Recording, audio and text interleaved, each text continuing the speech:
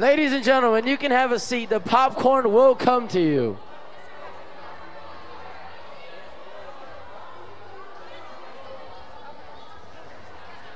So have a seat, and the popcorn will come to you.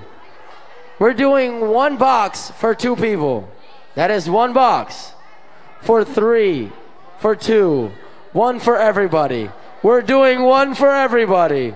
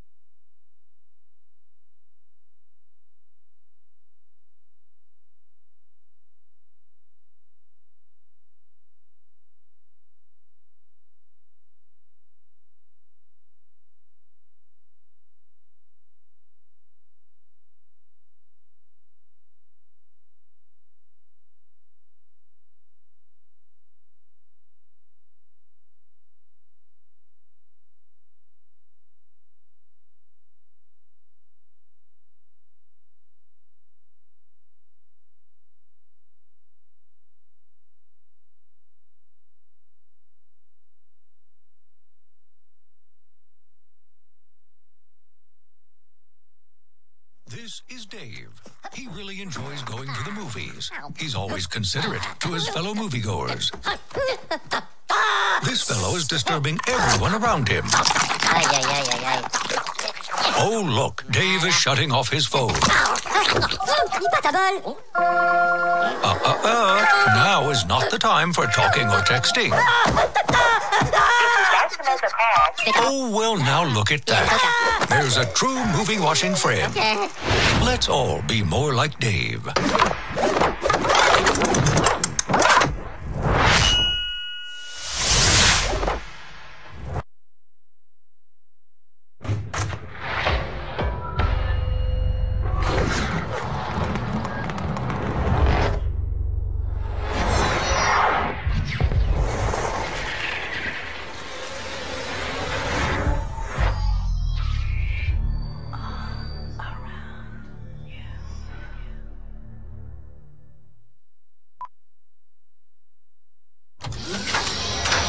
Welcome to Regal.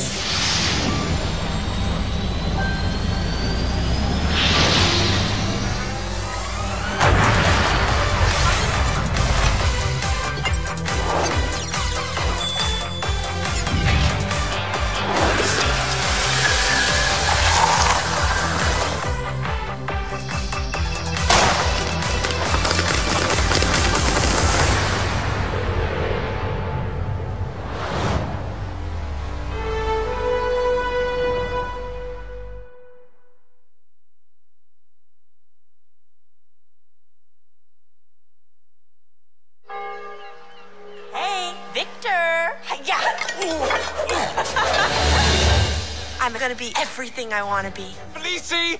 All the world has a dream, but dreams are not reality. If you escape with me tonight, our dreams will come true. Do you have a plan? A brilliant plan! I call them chicken wings! Chickens don't fly! Good morning, sunshine! Ew, when's the last time you brushed your teeth? You will become the greatest dancer, and I will become the greatest inventor ever! You're a weirdo. Are you the caretaker? You can stay with me until you get on your feet. Starting tomorrow, we'll have an audition in my new ballet. Can you dance? I think I can. Training starts at 5 a.m. tomorrow. 5 a.m.? Do you think it was stupid to come to Paris? Don't say that! We should never give up on our dreams. So how do I get that part? You get the part of some passion. Tonight was a good performance.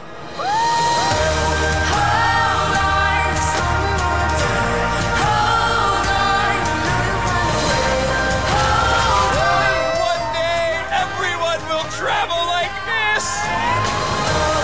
Dance from right here.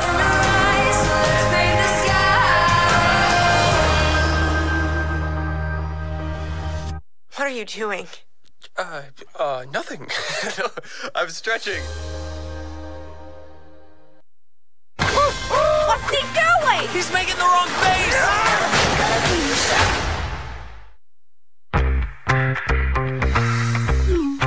Look who just sent me a text. Addie McAllister? What should I say? Just play it cool. Welcome to the world inside your phone, where everyone is expected to act one way their whole life. Aw, snap! Ow. My name is Gene, and I'm supposed to be a meh. You know, like, meh, who cares? But my problem is, I have more than one emotion. Check this out. Huh? Son, please tell me you weren't laughing just now.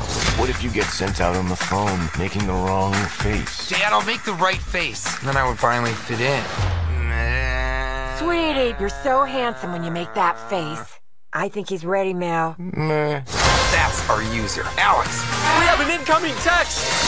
We are go for men! Who, me? What's he doing? He's making the wrong face!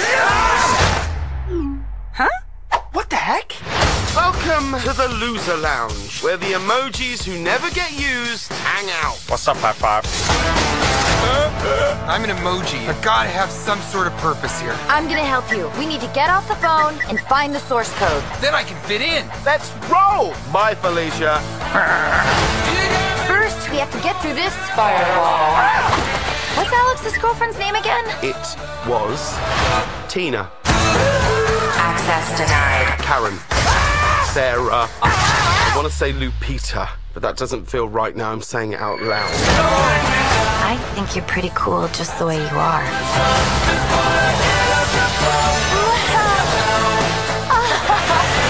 Nobody leaves the phone!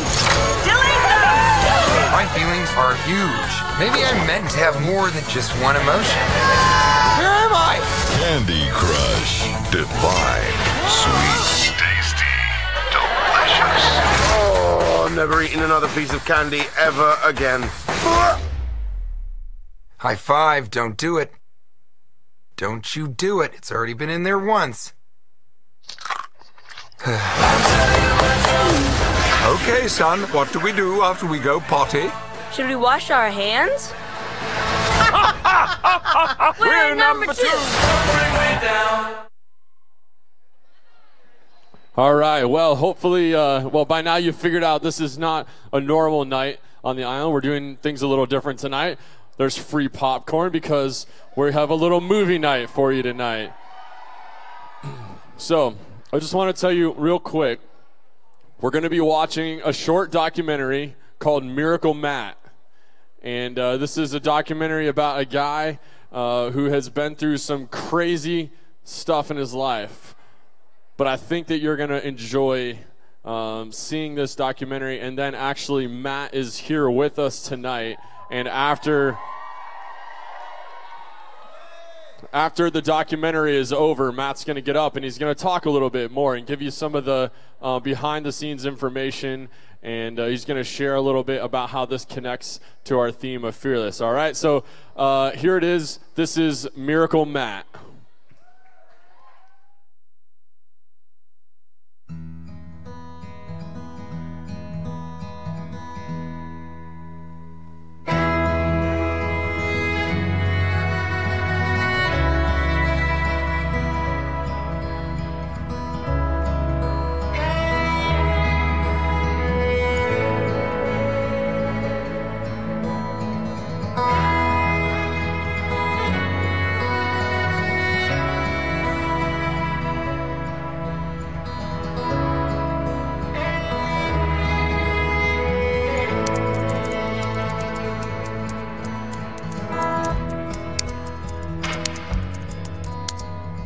You might not know my story, but if you do, you know I should be dead.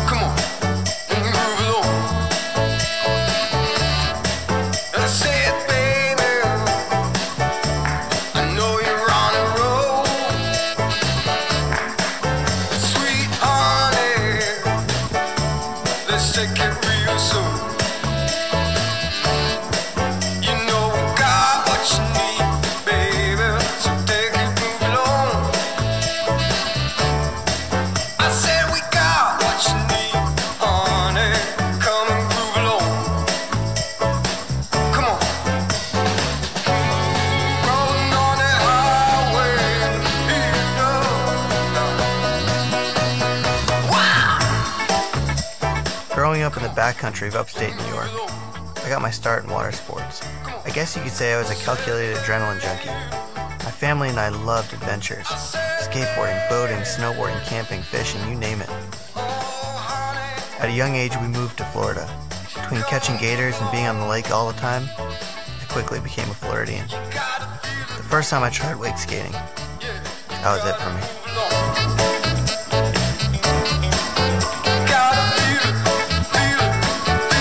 Before I knew it, all my dreams came true. I was a professional wake skater traveling the world doing what I love, endorsed by some of the biggest brands.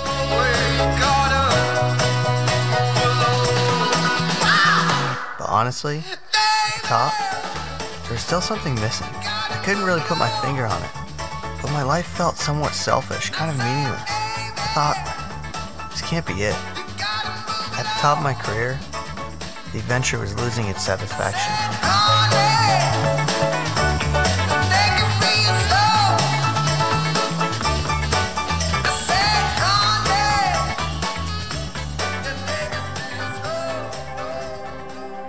Up to this point in my life, I'd never even broken a bone.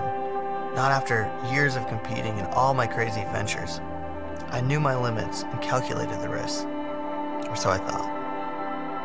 We're here just outside of Orlando, Florida at the 2012 Byerly Toe Jam. We've got the top wake skaters representing from all around the world and each and every... All the best athletes in our sport would be there. I'd ridden here 100 times. I knew the lake well. I saw his last trick, but I couldn't see what happened after it. The lake was shaped like an hourglass, and as I was approaching the narrow section, one more trick. And Matt Manzari setting up for his last trick of the pass. Can he squeeze it in? It's going to be close to the shoreline. Folks, I'm not sure if he's going to make it. And I saw everybody on the dock who could see it start freaking out, saying that Matt fell, and it wasn't just a fall, he hit the shoreline. So I immediately hopped in my truck and just floored it down there. And I saw that he was lying down, barely breathing, and the swelling hadn't started yet. So I could see that his face was caved in from the rocks. And it didn't look anything like that. And I was terrified because I thought he was gonna die. And they said, yeah, you guys can go back and talk to him. He's like, they had him on a bunch of pain medicine, but he'd just woken up.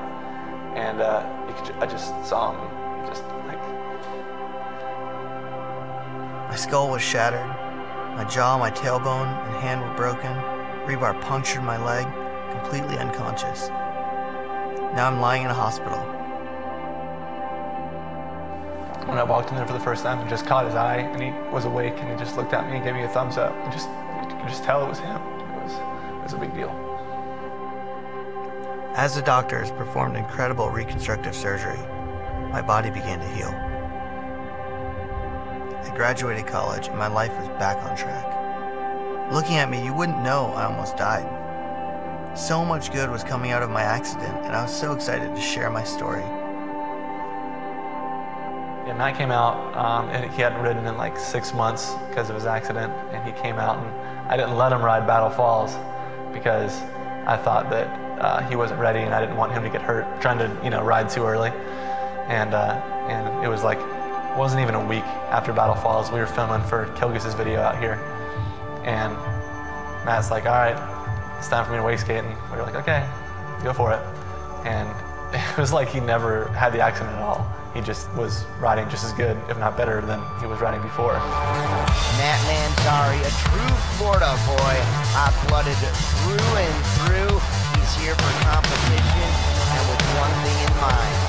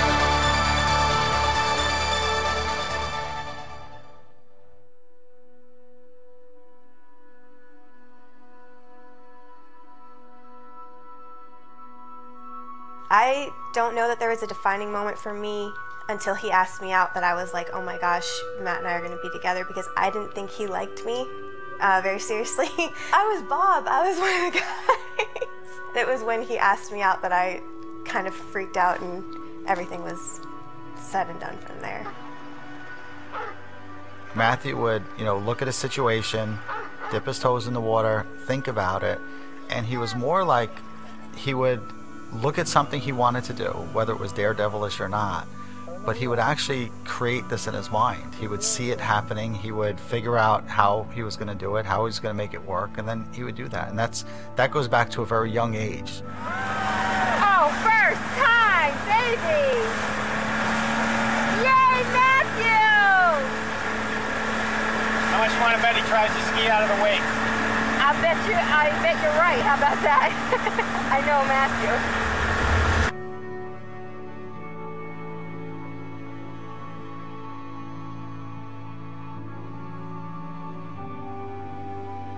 I was trimming trees at a local church. One minute, I was up in the high reach bucket. Next, I was waking up from a coma. Over 12,000 volts, arced over nearly 20 feet through the air, and grounded to the metal bucket I was in. The electricity flowed in through my hands, ran through my chest, and blew out the top of my head. I had 4th and 5th degree burns, which means it burned through the muscle tissue and part of the bone. At a minimum, that's the equivalent of hooking me up to 6 electric chairs. When they found me, they saw me laying on the floor of the bucket, nowhere near the tree or the power line. All 4 tires of the high reach had exploded and melted to the cement. In a coma, it was my loved ones that suffered the most. Your brain can't comprehend what you're seeing because you're seeing like a living skeleton. That's the only way I could explain it. And you're looking at the muscles, and you're looking at the bones, and you're looking at the rib cage. Everything was black and charred, and it just didn't look human anymore, and he was just screaming.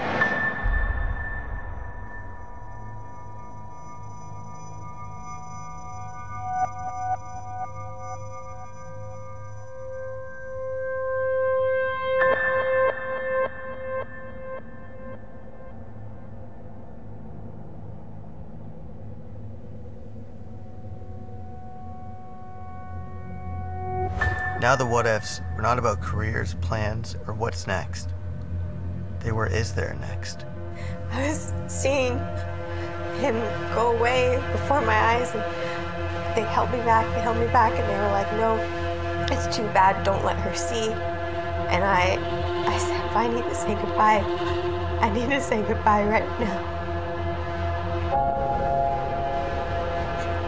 And I knew he couldn't hear me, but I told him goodbye the best way I could, because I didn't see how a person could look like that and ever be back to being human again.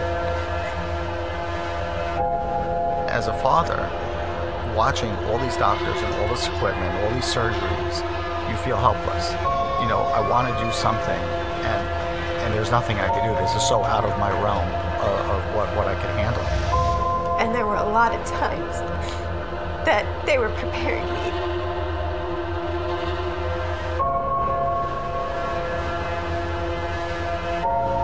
to say, hey, he's never gonna see his son.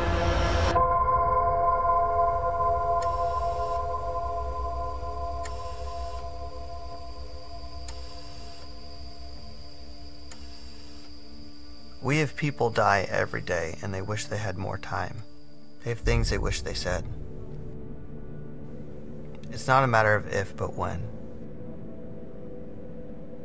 The news I wish my wife never had to hear. The tears our parents never had to see. A son my mom and dad had lost. A widowed mother. My friends. The waiting room became a war room. Fear and hope, life and death. My room was more like a prison. Time was no longer counted by days, more like minutes, sometimes seconds. Doctors worked 24 hours to keep me alive. Nurses worked around the clock. My friends and family were forced to go to sleep. I could look into his eyes and know what he's thinking. And I'm looking into his eyes and I see his fingers twitch a little bit.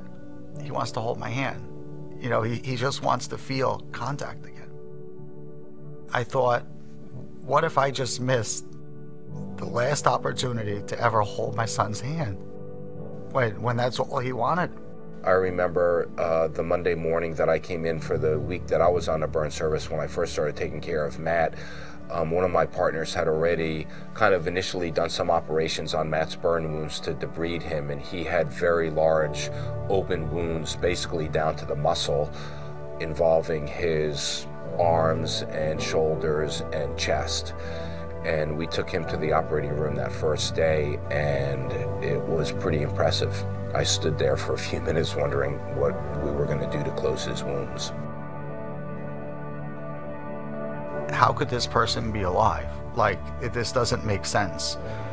And I remember the first time they took that first bandage off, I didn't know how I was going to handle it.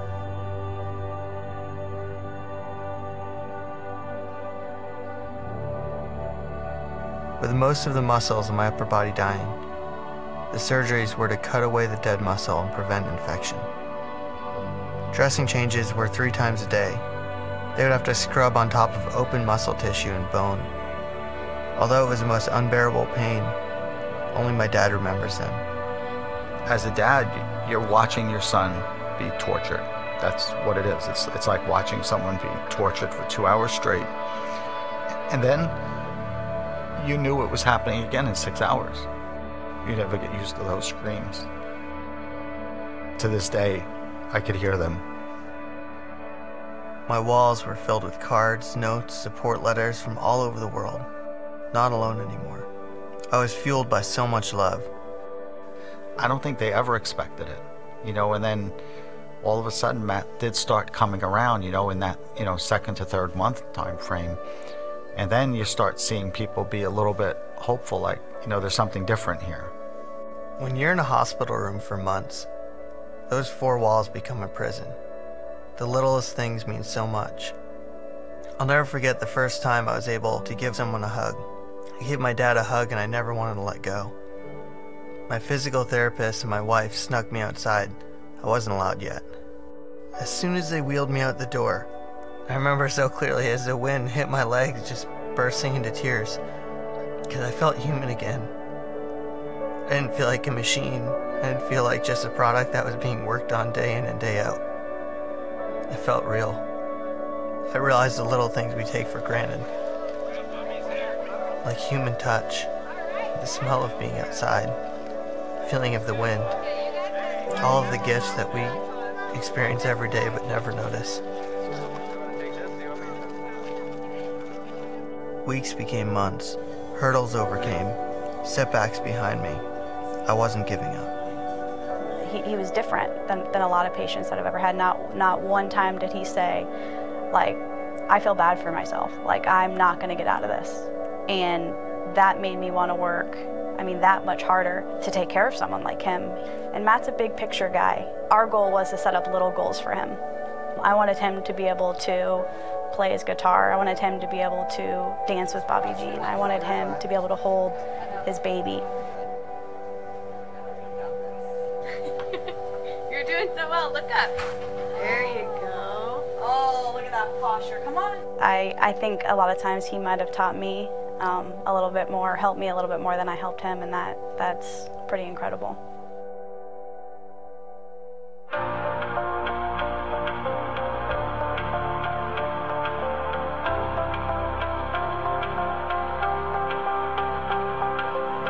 I realized I could be a miserable, bitter, defeated person, and it wasn't going to make me less electrocuted. It wasn't going to take the pain and the surgeries away. So, love you guys, and I'll see you on the other side. It wasn't going to change the reality that this might be it. If I was going to die, I was going to be remembered for who I was. I was going to spend every day pouring into my loved ones, fighting with everything I have. And at least if I died me.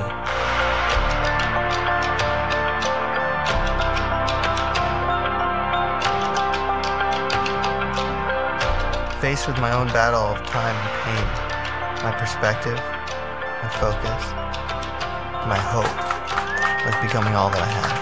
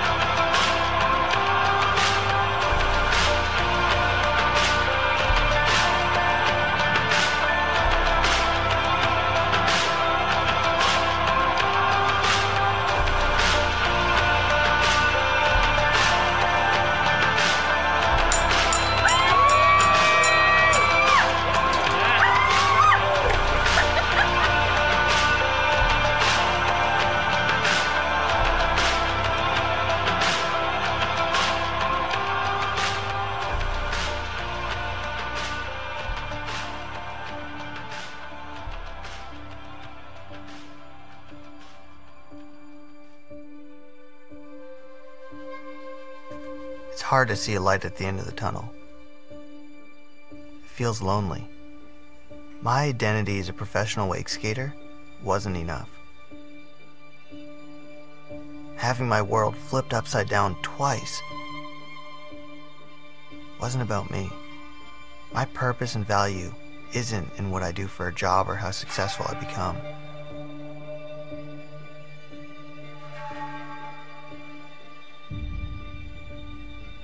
The first time I looked into Justice's eyes, I felt so much love, overwhelming love.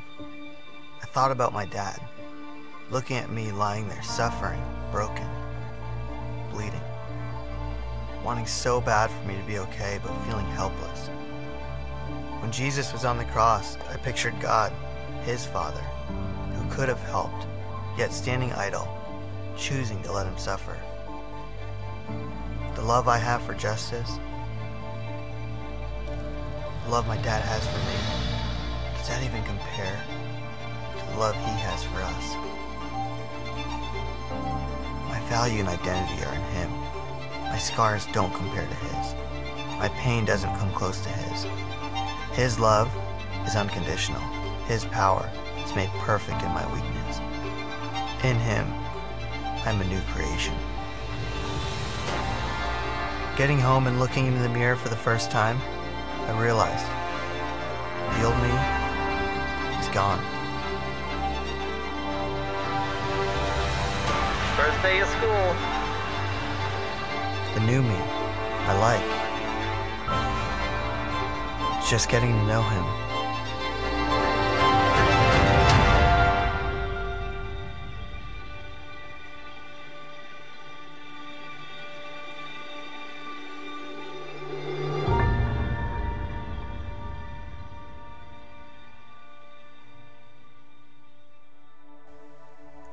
When tragedy struck, it should have ripped us apart.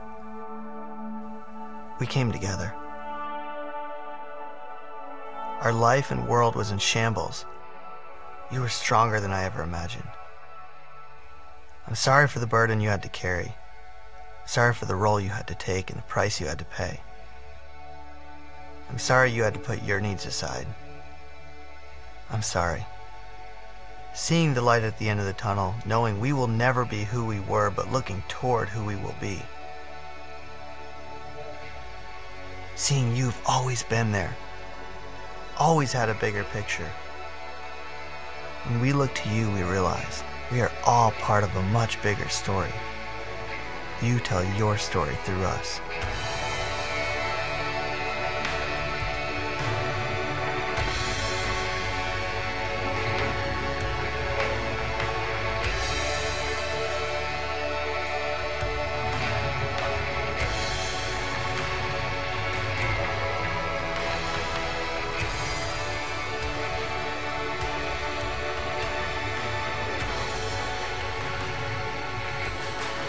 If only we could see beyond our walls, we'd see the creator of it all.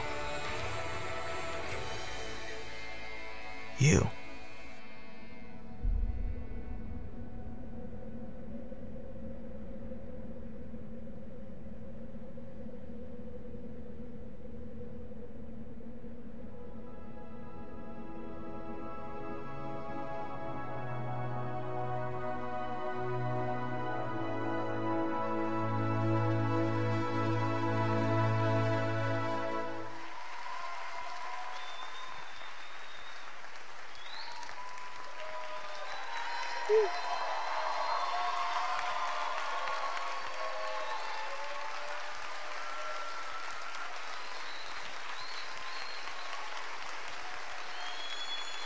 Thank you, guys.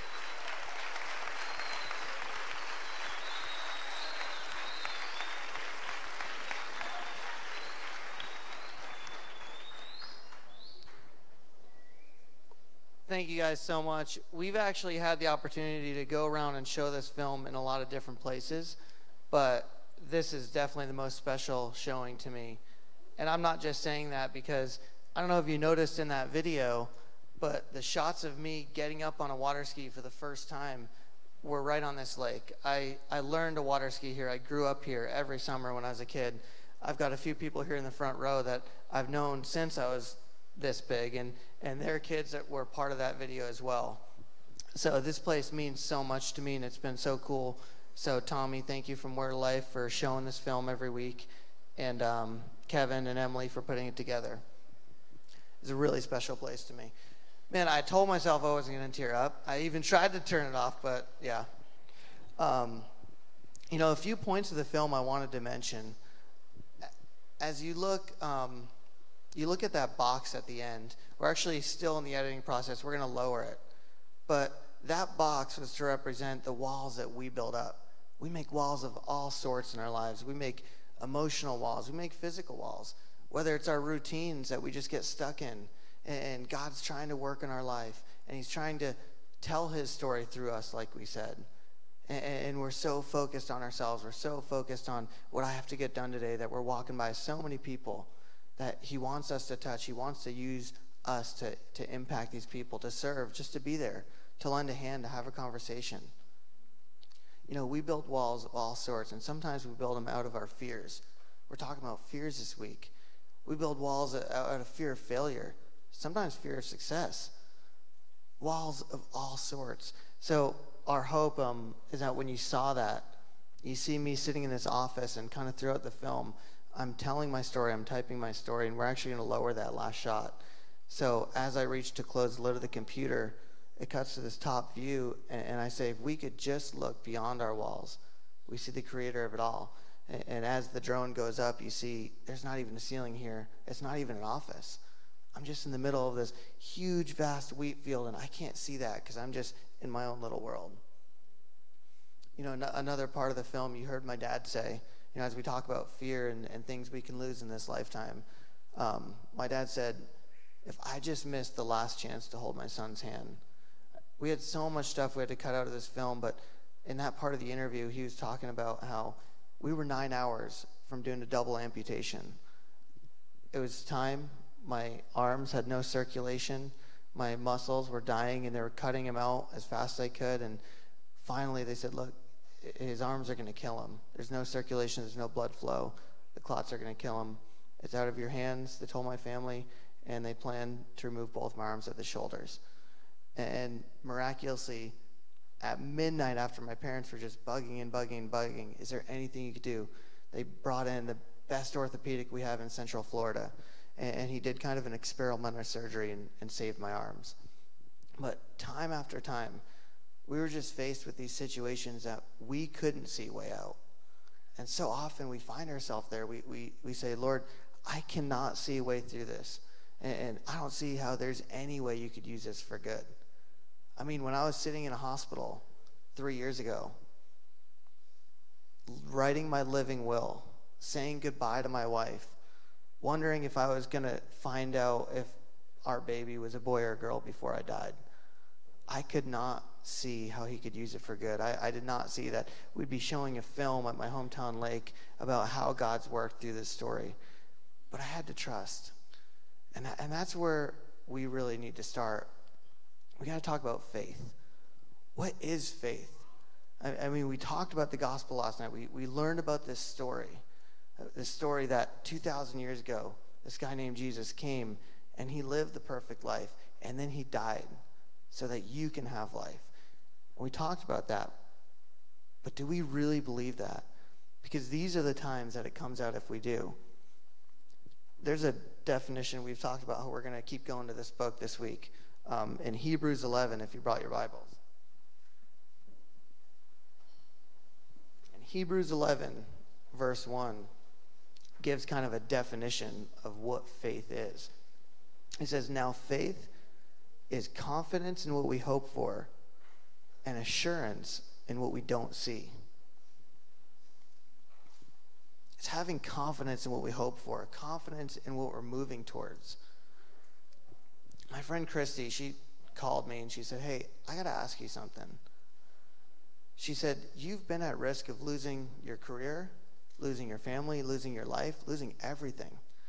How is it that you weren't overcome by fear? And I had to ask myself, am I a brave person?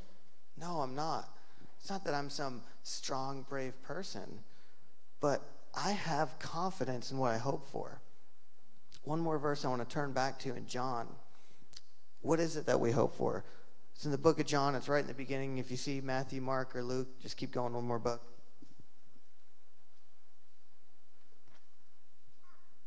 But in John 16:33, he says, I have told you these things so that in me you may have peace.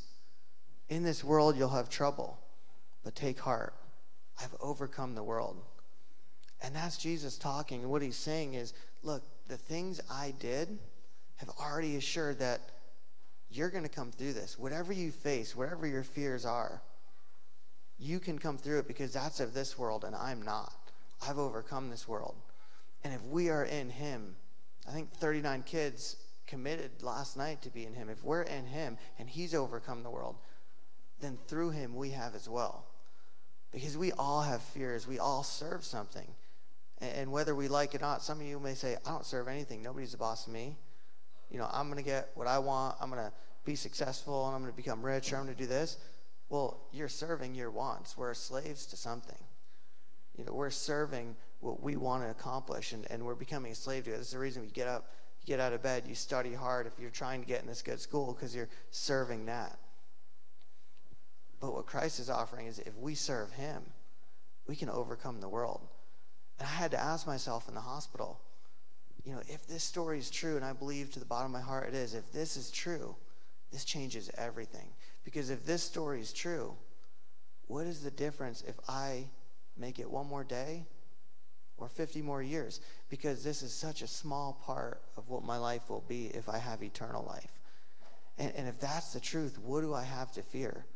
It's not that I'm brave. There's nothing to fear in this world, including death. And as I looked at that, like I said in the film, I could be a miserable, bitter, defeated person. It wasn't going to take that pain away. It wasn't going to take away the pain that I still live in today. I get to speak all over. I don't usually talk about that. But we're still not through it. I still wake up in pain. A week ago, I had a day that was so rough, I could hardly get out of bed. My nerve pain was firing. My wrist was all swollen. It's a day-to-day battle, but we can pick up that cross daily and say, Lord, I'm not going to be defeated by this. And it's easy for me to get up here and talk about pain because I wear my scars on my arms. I walk around like this, and everybody just looks at me, and they're like, you know, who's that dude? He's pretty messed up. I mean, I wear them right here, but the scars you guys wear, some of them are so much deeper than anything I'm dealing with. Some of you guys are dealing with your parents going through divorces. You're dealing with depression. You're dealing with being accepted. You look around, you're trying so hard to make friends, and you just don't seem to fit in. And there's so many scars that go so deep that you guys carry that nobody else sees. But God sees. He sees that, and he wants to take that. He wants to come into your life and say, hey, you're in the middle of this struggle.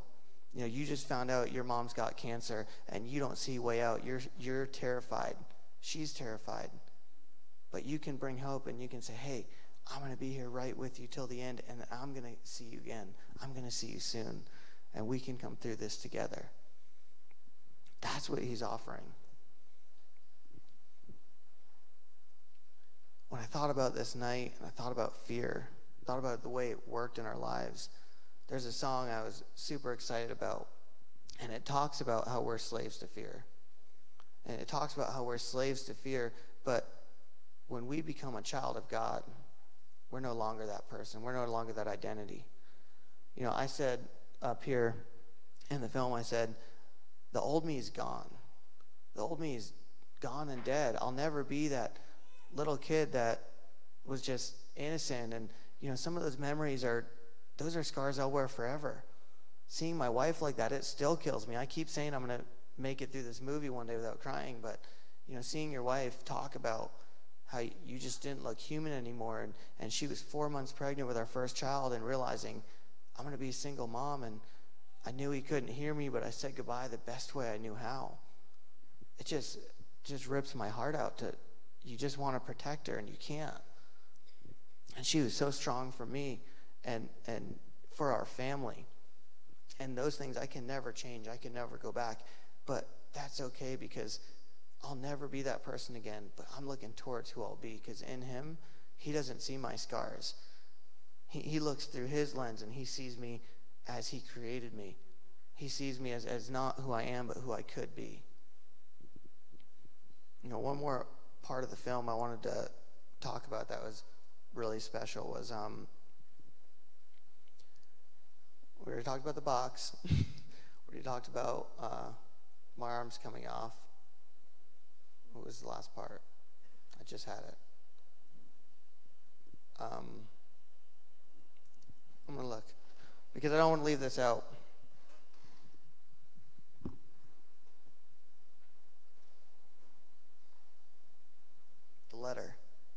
The letter at the end. I don't know how many of you guys picked up on that letter at the end, but it kind of had a dual meaning. You know, it starts off and you're like, oh, he's writing a story to his wife. He's writing a letter to his wife. And I say, you know, I'm sorry for the role you had to take and the price you had to pay. But then it kind of takes a mood shift, and it says, if we look to you, we see you've always been there. You're telling your story through each one of us. And you realize this isn't a letter to his wife. This is a letter to God. And it kind of has this dual meaning. And as we look back at those words, and I started off, I said, right in the beginning, I'm sorry for the price you had to pay. I'm sorry for the role you had to take. We'll never be who we were, but looking towards who we'll be. The first word of the letter, when tragedy struck, when we apply that not to my wife, but to God, when sin struck this world, he was stronger than we could have imagined. We were eternally separated at that point. And he was stronger than we could imagine. And we can never take back what he had to do, the price he had to pay, the role he had to take. And we'll never be that person again. We'll never be who we were, separated from him. But we're looking towards who we'll be in relationship with him here and in the next life. And I don't know where you're at in your faith journey. Some of you guys came here Christians. Some of you guys came here to have fun. Some of you guys came here growing up in a church and it's never really been your thing. It's kind of like, yeah, I'm a Christian because my parents are. But that doesn't mean that's true. I don't know where you are, but there's a story, and Jesus is walking with those guys that Tommy talked about, his disciples. And as they're walking, I mean, these are the guys that know Jesus. They're with him every day. They're your buddies. Whoever your camp cabin is, whoever your best friends are at home, they know you really well, right? Well, he turns and says, who do people say that I am? Who do they say I am? And they say, well, some people say you're this prophet. You know, some people say you're this holy guy. Some people say you're just a really good dude. He says, okay, but who do you say I am? And you think, man, what kind of question is that? They've seen the miracles. They've seen what he's doing. But you have too. You've seen the things in your life that you couldn't see way out, and then there was. I believe he's working in all of our lives. The fact that you're in this room is not an accident. Whether you came here to deepen your faith or you came here to play with your friends, you're here for a reason. And I believe that question, who do you say I am? Who do you say Jesus is? That's the most important question that you can answer. I want you to, throughout this week, if you have questions about him, go to your counselors, go to one of us. We've got tons of people here who can help, whether your questions have to do with the accuracy of the Bible, whether they have to do with questions about who is this guy, what was he like, what did he do? Tell me more about him. Wherever you're at. But I just want you to think deeply about who is he? Who do you say he is? And what does that mean in your life? Thank you, guys. Awesome.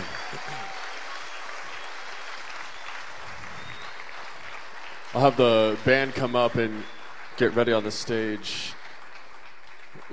We kind of did it a little different tonight, but what we want to do right now is we want to take a time, and we're going to have Ryan is going to lead us in a time of worship. And worship is meant really ultimately to be a response. And so after we've just watched that incredible film, and now we've heard from Matt, our hearts, we're kind of feeling it right now. Like we've just seen this incredible thing, and we've heard Matt share. And so our goal is this time of worship would just be a special time as we sing these words, and we've just heard this story. And I don't know what your experience will be, but I can tell you for me, singing these songs after having seen that film and having heard Matt, it totally changes them for me. Because these are serious words when you think about what they mean to somebody like Matt and what he's been through. So as we stand and as we worship together, just think about what we're saying to God and what this means in our hearts.